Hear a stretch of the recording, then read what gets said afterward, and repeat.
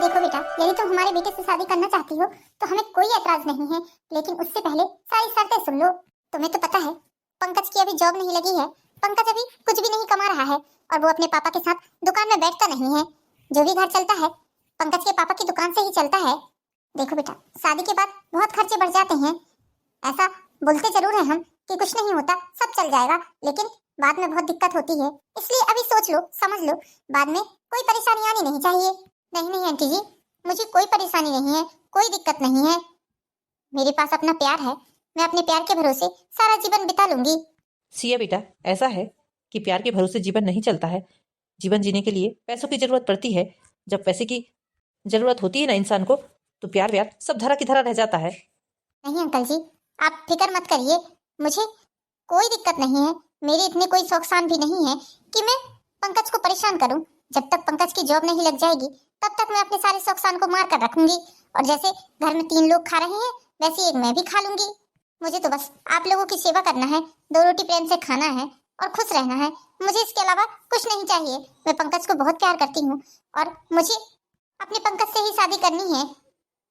वो क्या है ना, मेरे मम्मी पापा मेरी शादी कहीं और करवाना चाहते हैं, लेकिन मैंने पंकज के बारे में उन्हें बता दिया है। वो पंकज को हालांकि जानते हैं, लेकिन मेरे मम्मी पापा का कहना ये है कि मेरी दादी की बहुत हालत खराब है। मेरी दादी बस कुछ ही दिनों की मेहमान है, तो मेरी दादी सोच रही है कि उनके जीते जी मेरा ब्याह हो जाता तो अच्छा होता। इसलिए 2-4 महीनों के अंदर ही हमें शादी करनी पड़ेगी।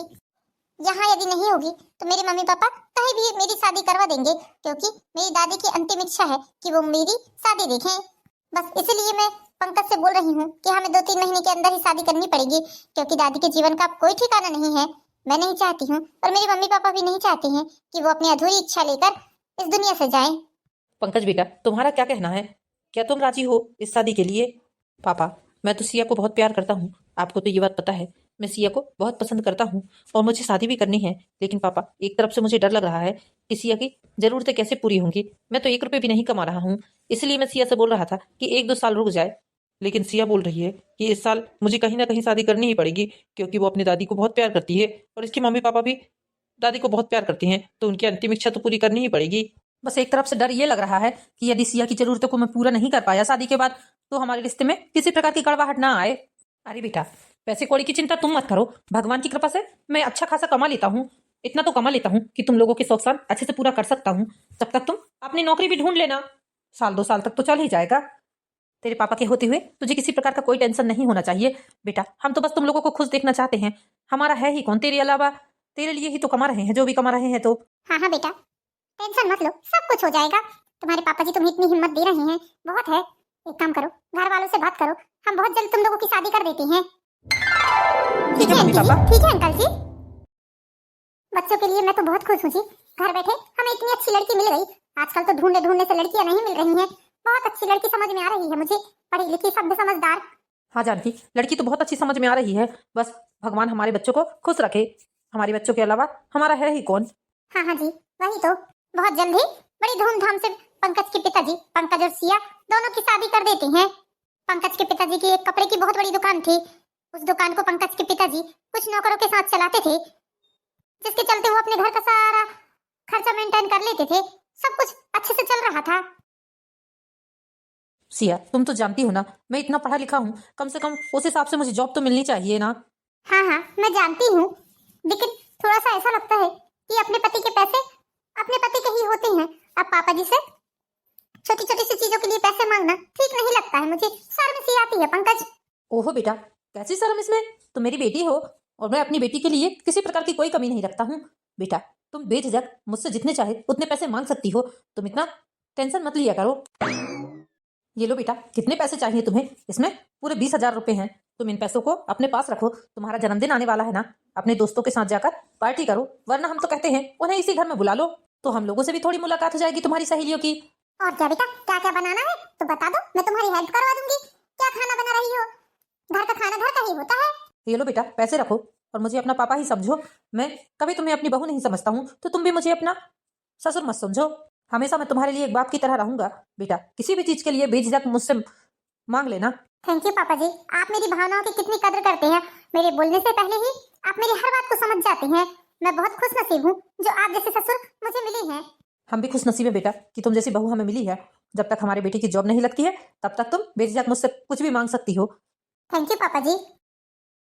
पापा जी मम्मी कितनी अच्छी हैं यार, कितना ख्याल रखती है मेरा। भगवान करे हर सास ससुर ऐसे ही हूँ तो किसी भी घर में बहू परेशान नहीं रहेगी। ठीक है, अब तुम अपने बर्थडे की तैयारी करो, जिसमें शॉपिंग भी कर लो और अपने दोस्तों को पार्टी भी दे दो।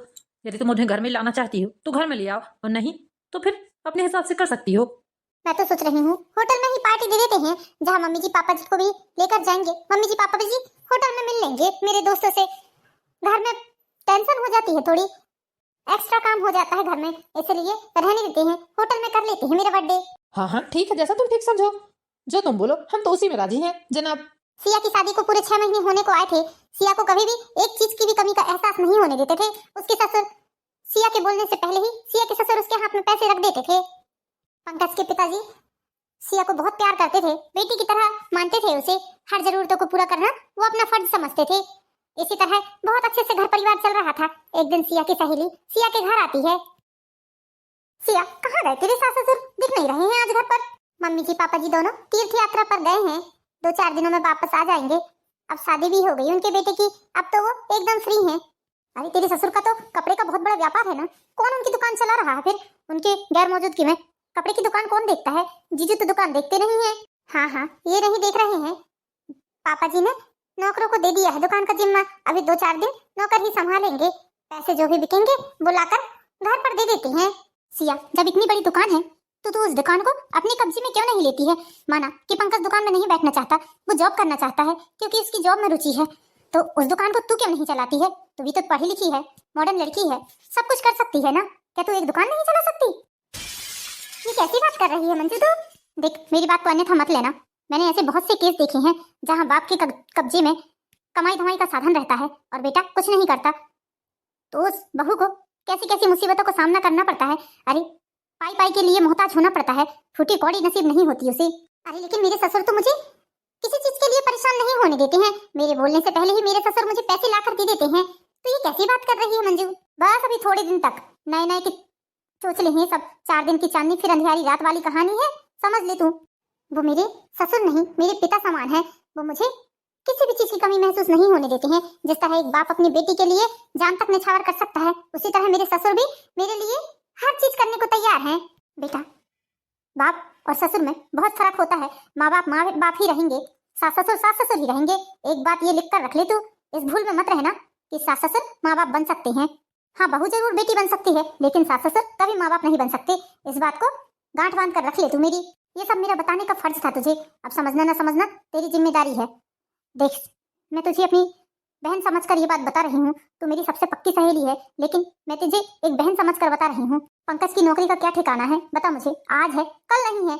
अरे नौकरी का कोई भरोसा नहीं रहता आजकल, तो ऐसे भी नौकरी लगना कितना मुश्किल हो रहा है। अच्छे अच्छे पढ़े लिखे लोग घर पर बैठकर टाइम पास कर रहे हैं, इस इतनी बड़ी दुकान को तू अपने हाथों से जाने दे रही है। मैं कहती हूँ पंकज को नौकरी के लिए अप्लाई करने दे, तू उस दुकान पर कब्जा कर अपना और तू उस दुकान को चला। अभी ही अच्छा मौका है, तू जा और जाकर दुकान को संभालने लग। जब तेरे ससुर आएंगे तो तू उनसे बोल देना कि पापा जी आप घर पर आराम करो, मैं कहती हूँ दुकान की बागडोर अपने हाथ में संभाल ले। देख सिया बाद में बहुत पछताएगी तू।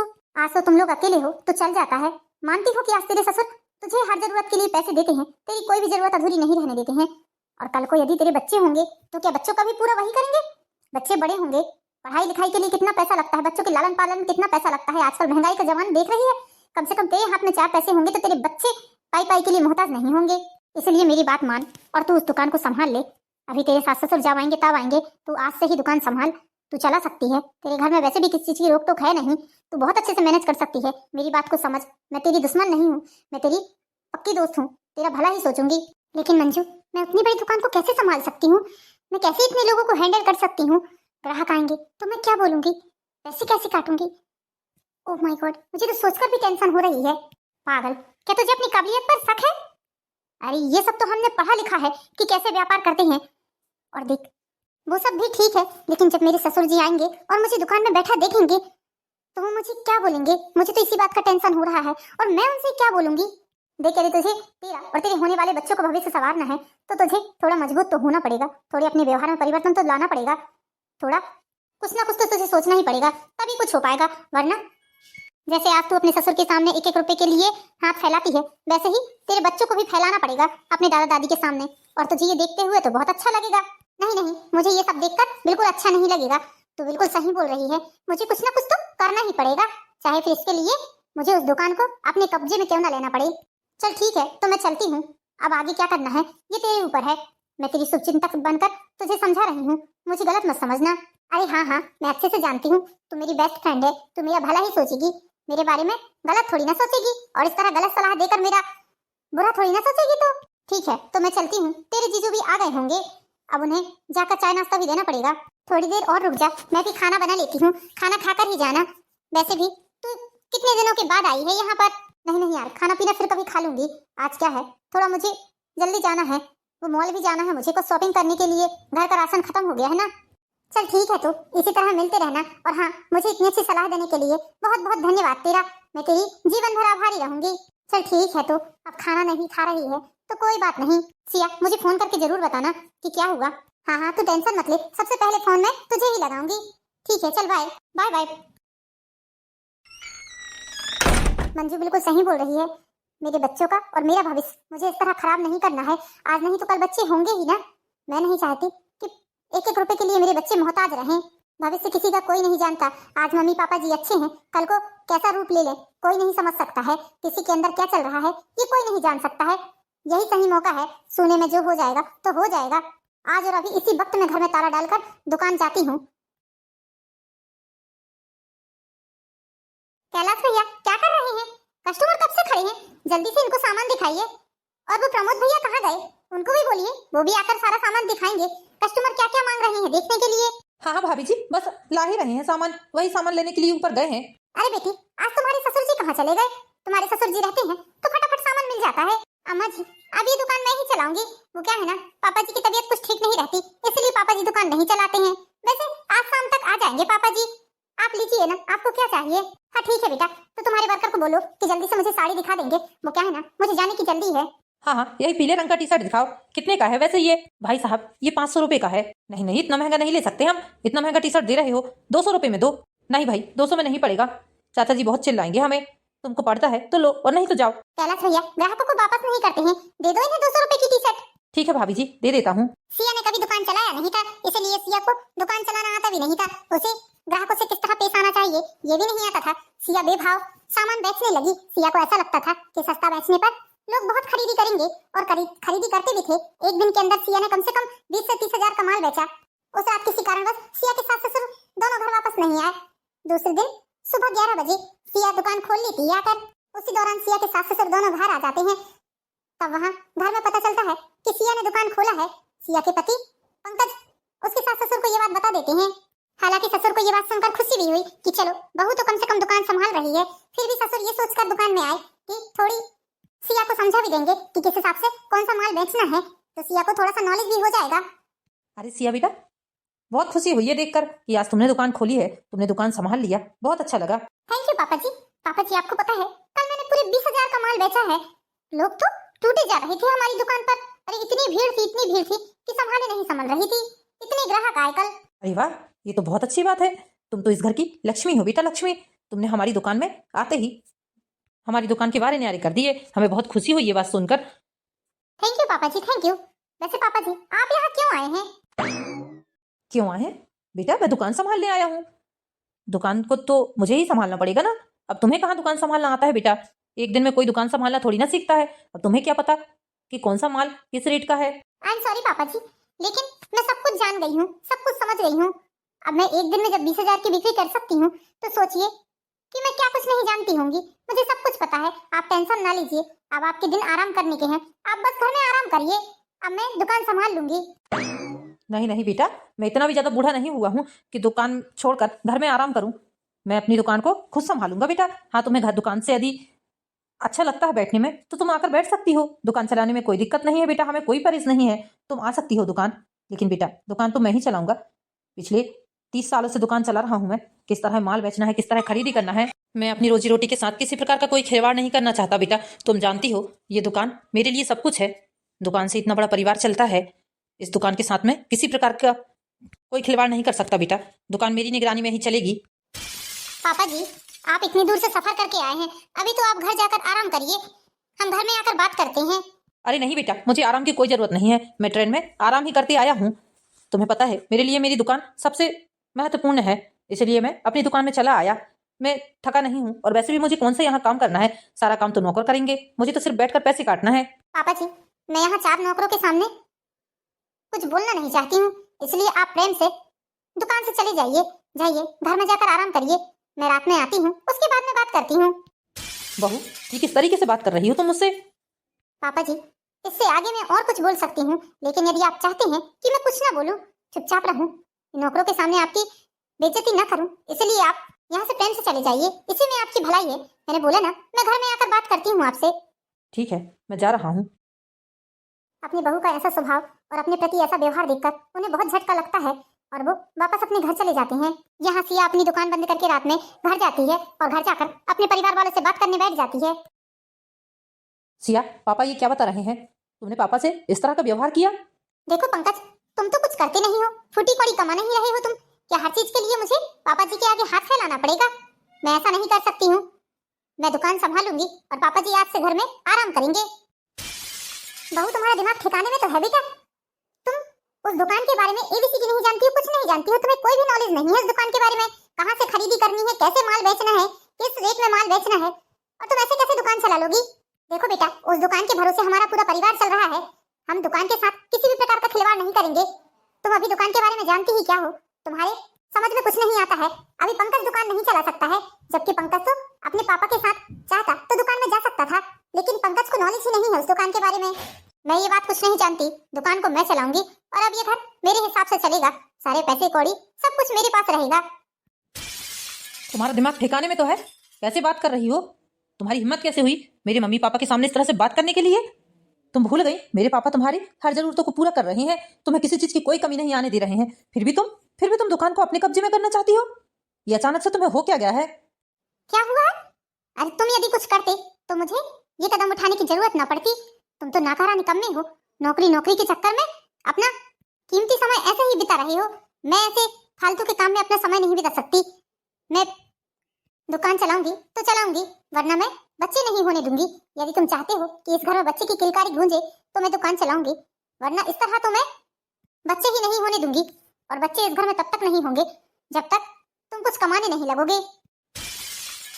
बहू, इस तरह से मत बोलो बेटा। तुम्हें दुकान चलाना है, चला लो, लेकिन जीते जी हमारी ये इच्छा पूरी कर दो। हम चाहते हैं इस घर में हमारा पोता पोती खेले। नहीं चाहिए मुझे ऐसे बच्चे, समझी तुम? मेरे बाप का हक मारकर तुम मुझे बच्चे का सुख देना चाहती हो? नहीं चाहिए। और नौकरी का क्या है, आज नहीं तो कल मुझे नौकरी मिल ही जाएगी, लेकिन तुम्हारी औकात सामने आ गई। मैं सपने में भी नहीं सोच सकता था कि तुम अपना ये रूप मुझे दिखाओगी। मैंने कभी तुम्हारे बारे में ऐसा सोचा नहीं था। अरे मेरे मम्मी पापा तो तुम्हारी तारीफ करते नहीं थकते थे। किसी भी चीज की कमी होने दी है तुम्हें? बताओ, गहने जेवर कपड़े खाने पीने हर चीज की तो पूर्ति की है तुम्हारी। हाँ तो ठीक है, डिसीजन तुम्हारे हाथ में है, मैंने तो डिसीजन ले लिया है। तुम्हें बच्चे नहीं चाहिए तो कोई बात नहीं, चलने दो ऐसे ही जब तक चल रहा है। मुझे भी कुछ नहीं पड़ी है, तुम जिंदगी भर नौकरी नहीं करोगे तो मैं जिंदगी भर बच्चे पैदा नहीं करूंगी। ये घर ऐसा ही रहेगा, तुम लोग निर्वंशी ही चले जाओगे। हर माँ बाप का सपना होता है कि हमारा इकलौता बेटा है और हम अपने इकलौते बेटे के बच्चे देखें। हर माँ बाप को अपने पोता पोती खिलाने का अधिकार है। अब तुम ये नहीं चाहते हो तो कोई बात नहीं। लेकिन बेटा, बात को समझने की कोशिश करो। उस दुकान को संभालते हुए मुझे पूरे 30 साल हो गए हैं। उस दुकान में मेरा तजुर्बा, मेरा अनुभव सब कुछ है। तुम कैसे इतनी बड़ी दुकान संभाल लोगी? पापा जी, इन सब बातों की टेंशन आप ना लीजिए, आप निश्चिंत रहिए, बस दुकान को मेरे भरोसे छोड़ दीजिए। देखिए कैसे 4 चांद लगाती हूँ आपकी दुकान पर। अरे हफ्ते भर में लाख रुपए से ऊपर की बिक्री करवाऊंगी मैं, आप देखिए। ठीक है बेटा, यदि तुम इसी जिद पर अड़ी हो तो ठीक है, मुझे कोई दिक्कत नहीं है। दुकान तो चल रही है, अब तुम चलाओ या मैं चलाऊं। तुम्हें जब भी कोई चीज की जरूरत पड़े तो मुझसे पूछ लेना। अब दुकान तुम ही संभालो।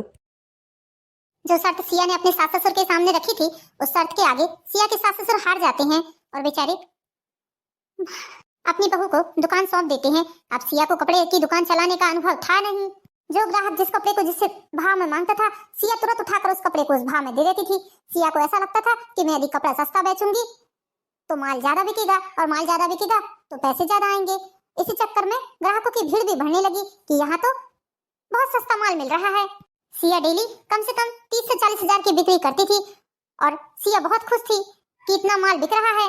सिया के ससुर भी इस बात से खुश थे कि चलो अच्छी खासी कमाई हो रही है दुकान में, अब चाहे दुकान बहू चलाए या ससुर चलाए, तो सिया के ससुर भी संतुष्ट थे इस चीज के लिए। लेकिन अचानक से एक दिन रमेश जी और जानकी जी के घर में उनकी दुकान का नौकर आ जाता है। नमस्ते सेठ जी। अरे कैलाश, तू यहाँ आ, बैठ ना, दुकान नहीं गया आज? सेठ जी, मैं आपसे यहाँ बहुत जरूरी बात करने आया हूँ। हाँ बोलना कैलाश, क्या बात है? सेठ जी, मैं आपसे ये बताने आया हूँ कि भाभी जी 500 का माल 250 में बेच रही हैं। इस चक्कर में ग्राहक ज्यादा आ रहे हैं। अब सस्ता माल जो बेचेगा ग्राहक तो उसी दुकान में जाएंगे ना।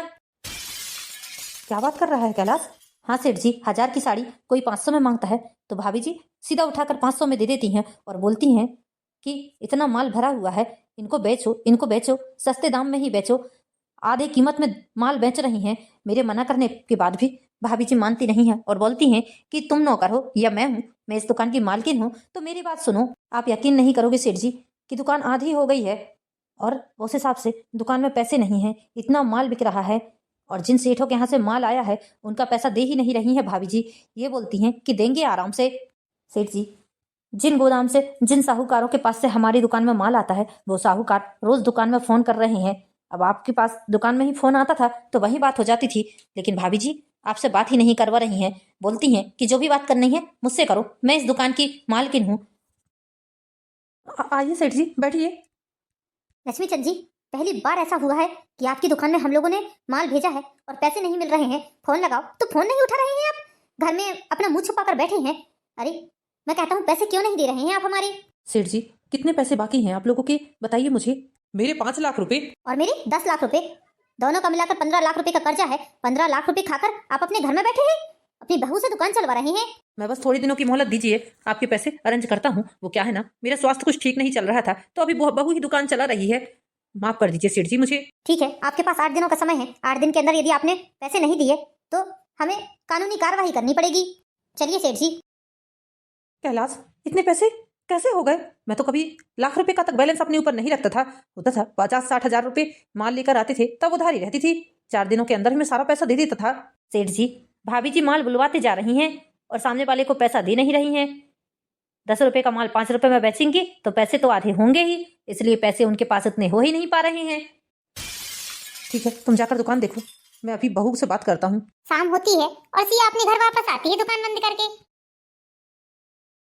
सिया बेटा, 8 दिनों की मोहलत मिली है हमें। 8 दिनों के अंदर 15 लाख रुपए करके देना है। अब तुम देखो कि तुम्हें कहाँ से पैसे देना है सेठ लोगों के। पापा जी, ये क्या बोल रहे हैं? 15 लाख रुपए मैं कहाँ से दूंगी सेठों को? ये पहले की उधारी होगी, मेरे हाथ की उधारी नहीं है पापा जी। आप पैसे कहीं से भी करिए। बेटा, मेरे हाथ की तो 1 रुपए की भी उधारी नहीं थी। मैं इतना बैलेंस अपने सर पर रखता ही नहीं था और मैं जब तीरथ जा रहा था उससे पहले सारा हिसाब किताब क्लोज करके गया हूं मैं। बेटा, सेठ लोगों ने मात्र 8 दिन की मोहलत दी है। अब देखो, दुकान तुम संभाल रही हो, माल तुम बुलवा रही हो, माल तुम बेच रही हो। पैसे कितने हैं तुम्हारे पास, ये बताओ मुझे। पापा जी, पैसे तो मात्र 6 लाख रुपए हैं मेरे पास, पैसे नहीं है पापा जी। बेटा, सेठ लोगों ने बोला है यदि उनका पूरा पैसा उन्हें नहीं मिला तो वो दुकान में ताला डाल देंगे और सारा माल ले जा लेंगे और जो दुकान का मालिक है उसे भी ले जाकर अंदर कर देंगे। अब तुम क्या करोगी बेटा, बताओ मुझे, तुमने ऐसे कैसे माल बेच दिया? ये क्या बोल रहे हैं पापा जी? मैं जेल जाऊंगी? मैं जेल नहीं जाना चाहती पापा जी, मैं जेल नहीं जाना चाहती। मैंने 1 रुपए भी यहाँ के वहाँ नहीं किया है। मैंने माल तो बहुत अच्छे से बेचा है, लेकिन पता नहीं कि पैसे कहाँ गए। 1000 की चीज 500 में बेचोगी तो पैसे कहाँ से दिखेंगे? यही कहते हैं कि आधा ज्ञान किसी इंसान को नहीं रहना चाहिए। इसीलिए कहते हैं कि जब तक हमको किसी चीज के बारे में पूरी जानकारी ना हो तब तक उस चीज के अंदर नहीं घुसना चाहिए। लेकिन नहीं, तुम तो अपने आप को ज्यादा ही होशियार समझ रही थी। तुम्हें अपने फ्यूचर की, अपने बच्चे के फ्यूचर की पड़ी थी, जो अभी तक इस दुनिया में आए भी नहीं है। तुम इस घर में भूखे मर रही थी, जो तुमने दुकान पर कब्जा कर लिया। शर्म नहीं आई? अपने बाप जैसे ससुर को दुकान से बाहर निकाल दिया तुमने, उनकी दुकान हड़प ली और आज 15 दिनों के अंदर ही तुमने दुकान में इतना बड़ा घाटा कर दिया। कहाँ से भरेंगे हम 15 लाख रुपए? मैं नहीं जानती मम्मी जी, पापा जी, मैं जेल नहीं जाना चाहती। मैं बहुत बड़ी गलती हो गई मुझसे। कैलाश भैया बोलते थे मुझसे कि भाभी इतने कम दाम में मत बेचो, लेकिन मैं सोचती थी कि पड़ जाता होगा, इसलिए मैं बेच देती थी। मुझे माफ कर दीजिए पापा जी, मुझे माफ कर दीजिए। बस एक बार मुझे किसी तरह बचा लीजिए। उसके बाद मैं कभी उस दुकान पे कदम नहीं रखूंगी। आप जानो, आपकी दुकान जाने, मुझे इससे कोई लेना देना नहीं है पापा जी। पापा जी प्लीज एक बार।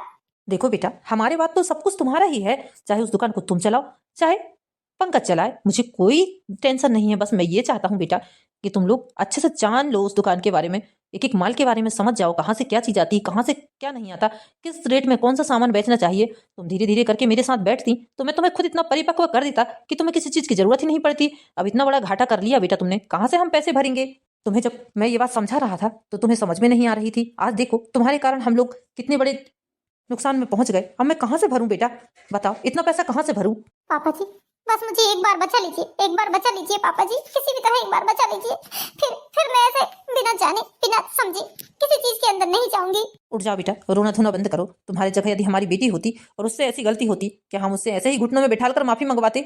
उठ जाओ बेटा, मैं बिल्कुल नहीं चाहता कि तुम इस तरह हमसे माफी मांगो। लाओ जानकी पासबुक दो, बैंक में जो हमारी 20 लाख रुपए जमा है उन पैसों को निकाल कर मैं सेठ लोगों को दे देता हूँ और जो माल का नुकसान हुआ है दुकान में उसे जाकर भरता हूँ। बेटा ये तुम्हारी पहली और आखिरी गलती है, इस तरह की भूल जीवन में कभी करने की कोशिश मत करना। बेटा चिंता मत करना, सब कुछ हो जाएगा, सब मैनेज कर लेंगे हम, तुम ज्यादा फिक्र मत करना। इतनी अच्छी है मेरे सास ससुर, इनकी जगह मेरे माँ बाप होते तो मुझे पटक पटक कर मारते। बेवकूफी के कारण मैंने इतना बड़ा नुकसान कर लिया अपना। सिया बधाई हो, मेरी नौकरी लग गई। तुम रो क्यों रही हो, क्या हुआ। आपको पता नहीं है जी, दुकान में मैंने बहुत बड़ा घाटा कर दिया है, जिसके कारण सेठ लोग आए थे आज और मम्मी पापा जी को धमकी देकर गए हैं कि सेठ को 8 दिनों के अंदर यदि पैसे नहीं मिले तो वो मुझे और दुकान को दोनों को बंद कर देंगे। मैं सब कुछ सुन रहा था, तुम टेंशन मत लो, मेरे मम्मी पापा बहुत बड़े दिल के हैं, वो जानते हैं कि तुमसे अनजाने में गलती हुई है। अब जो भी बात है उसे खत्म करो और टेंशन मत लो, जीवन में फिर कभी ऐसी गलती करने की कोशिश मत करना। हाँ हाँ पंकज आप सही बोल रहे हैं, मैं कभी जीवन में ऐसी कोई गलती नहीं करूंगी। अब अपने कान को पकड़ लेती हूँ। दोस्तों जिस तरह की गलती मैंने की है आप कभी ऐसी गलती ना करें। तो दोस्तों कैसी लगी आपको कहानी पसंद आई है तो वीडियो को लाइक कीजिए, चैनल को सब्सक्राइब कीजिए। मिलते हैं नेक्स्ट वीडियो में दोस्तों, जब तक के लिए बाय बाय।